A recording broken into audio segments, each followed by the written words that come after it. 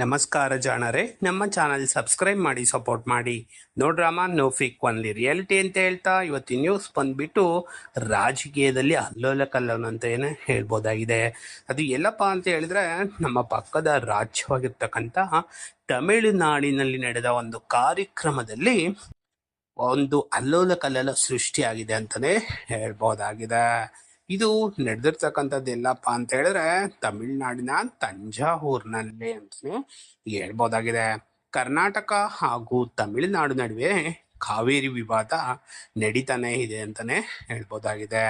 ಈ ಒಂದು ಸಂದರ್ಭದಲ್ಲಿ ಮಳೆರಾಯನ ಕೃಪೆಯಿಂದ ಕರ್ನಾಟಕದಲ್ಲಿ ಕಾವೇರಿ ನೀರು ಹೆಚ್ಚಳವಾಗಿದೆ ಅಂತಾನೆ ಹೇಳ್ಬೋದಾಗಿದೆ.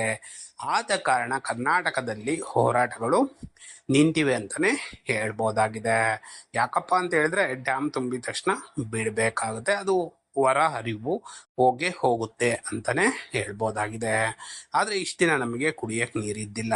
ಇವಾಗ ಜಾಸ್ತಿ ಆಗಿದ್ದರಿಂದ ನಮ್ಮ ಕರ್ನಾಟಕದ ರೈತರಲ್ಲಿ ಮಂದಹಾಸ ಮೂಡಿದೆ ಅಂತಲೇ ಹೇಳ್ಬೋದಾಗಿದೆ.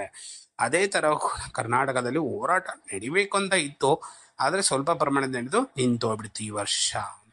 ಆದರೆ ನೆರೆ ರಾಜ್ಯ ತಮಿಳುನಾಡಿನಲ್ಲಿ ಕಾವೇರಿ ಹೋರಾಟ ನಡೀತಾನೆ ಇದೆ.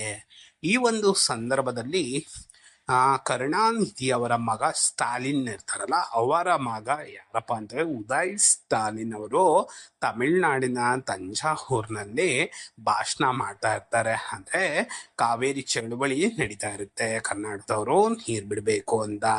ಆ ಒಂದು ಸಂದರ್ಭದಲ್ಲಿ ಈ ಉದಯ್ ಸ್ಟಾಲಿನ್ ಅವರು ಒಂದು ಹಾಸ್ಯಾಸ್ಪದವಾಗಿ ಮಾತಾಡಿದ್ದಾರೆ ಅಂತಾನೆ ಹೇಳ್ಬೋದು. ಹಾಗೆ ಮುಜುಗರ ರೀತಿ ಮಾತಾಡಿದ್ದಾರೆ. ಹೆಣ್ಣು ಮಕ್ಕಳಿಗೆ ಒಂದು ಕೆಟ್ಟ ಮಾತನ್ನ ಅಂದಿದ್ದಾರೆ ಅಂತಾನೆ ಹೇಳ್ಬೋದು. ಅಂದ್ರೆ ಹೆಣ್ಮಕ್ಳಿಗೆಲ್ಲ ಮುಜುಗರ ತರುತ್ತೆ ಅಂತಾನೆ ಹೇಳ್ಬೋದಾಗಿದೆ. ಇವರು ಭಾಷಣ ಮಾಡ್ತಿರೋದು ಬೇಕಾದ್ರೆ ಅಲ್ಲಿ ಕುಂತಿರ್ತಕ್ಕಂಥ ಜನಗಳು ಏನ್ ಮಾಡ್ತಾರೆ, ಕೆಲವೊಬ್ರು ತ್ರಿಷಾ ತ್ರಿಷಾ ಅಂತ ಕೂಗ್ತಾರೆ. ಅಂದ್ರೆ ಕಾವೇರಿ ನೀರು ಎಲ್ಲಿಗೆ ಹರಿಬೇಕೋ ಅಲ್ಲಿಗೆ ಹರಿತಾ ಇದೆ ಅಂತ ಹೇಳ್ತಾರೆ. ಅಂದ್ರೆ ನೀರು ಎಲ್ಲಿಗೆ ಹರಿಬೇಕೋ ಅಲ್ಲಿಗೆ ಹರಿತಾ ಇದೆ ಅಂತ ಹೇಳ್ತಾರೆ. ಆ ಒಂದು ಸಂದರ್ಭದಲ್ಲಿ ನಂತರ ಇಷ್ಟಕ್ಕೆ ಸುಮ್ಮನಾಗಿದ್ರೆ ಏನಾಗ್ತಿರ್ಲಿಲ್ಲ. ನಂತರ ನಾನು ಹೇಳಿದ್ದು ಕಾವೇರಿ ನೀರು ಎಲ್ಲಿಗೆ ಹರಿಬೇಕೋ ಅಲ್ಲಿಗೆ ಹರಿಯುತ್ತೆ ಅಂತ ಹೇಳ್ತಾರೆ. ನಂತರ ನಕ್ಕು ಬಿಡ್ತಾರೆ. ಇದನ್ನು ಕಂಡಂತ ಇದು ಡಬಲ್ ಮೀನಿಂಗ್ ಆಗಿದೆ ಅಂತಾನೆ ಹೇಳ್ಬೋದಾಗಿದೆ. ಇದೆಲ್ಲ ನಿಮಗೆ ಅರ್ಥ ಆಗಿರುತ್ತೆ ಅನ್ಕೊಳ್ತೀವಿ, ಅದನ್ನ ಹೇಳುವ ಅವಶ್ಯಕತೆ ಇಲ್ಲ. ಆದ್ರೆ ಇಷ್ಟು ಕೊನೆಯ ಬಾರಿ ಡಿ.ಸಿ.ಎಂ ಆಗಿರ್ತಕ್ಕಂಥ ಉದಯ್ ಸ್ಟಾಲಿನ್ ಅವರ ಬಾಯಲ್ಲಿ ಈ ರೀತಿ ಮಾತುಗಳು ಬಂದು ಇದು ಒಂಥರ ಮುಜುಗರ ಧರಿಸುವ ವಿಚಾರ ಅಂತಾನೆ ಹೇಳ್ಬೋದಾಗಿದೆ. ಆ ಒಂದು ಕಾರಣಕ್ಕೆ ಮಹಿಳಾ ಆಯೋಗ, ರಾಷ್ಟ್ರೀಯ ಮಹಿಳಾ ಆಯೋಗ ಇದನ್ನ ತಗೊಂಡ್ಬಿಟ್ಟು ಕೇಸ್ ಹಾಕಿದ್ದಾರೆ. ಆ ಒಂದು ಸಂದರ್ಭದಲ್ಲಿ ಹೈಕೋರ್ಟ್ನಲ್ಲಿ ಸ್ಟೇ ತಗೊಂಡಿದ್ದಾರೆ ಈ ಉದಯ್ ಸ್ಟಾಲಿನ್ ಅವರು. ನಾನು ಆ ರೀತಿ ಮಾತಾಡಿಲ್ಲ, ಇದನ್ನ ತಿರುಚಲಾಗಿದೆ ಅಂತ ಹೇಳಿದ್ದಾರೆ. ಏನೇ ಆಗ್ಲಿ, ಈ ಒಂದು ಹೈಕೋರ್ಟ್ನಲ್ಲಿ ಈ ವಿವಾದ ನಡೀತಿದೆ ಅಂತಾನೆ ಹೇಳ್ಬೋದಾಗಿದೆ. ಆದ್ರೆ ಮಾತನಾಡುವಾಗ ತಮ್ಮ ಮಾತನ್ನ ಹಿಡಿತದಲ್ಲಿ ಇಟ್ಕೋಬೇಕು ಉದಯ್ ಸ್ಟಾಲಿನ್ ಅವರು ಅಂತ ಹೇಳ್ಬೇಕಾಗುತ್ತೆ. ಇದು ವಿಜಯ್ ಹಾಗೂ ತ್ರಿಷಾ ನಡುವೆ ಏನೇ ಇರಲಿ, ಆದ್ರೆ ಈ ಒಂದು ಸಂದರ್ಭದಲ್ಲಿ ಈ ರೀತಿಯಾಗಿ ಹೇಳಿರೋದು ಎಲ್ರಿಗೂ ಕೂಡ ಮುಜುಗರ ತರುತ್ತೆ ಅಂತಾನೆ ಹೇಳ್ಬೋದಾಗಿದೆ.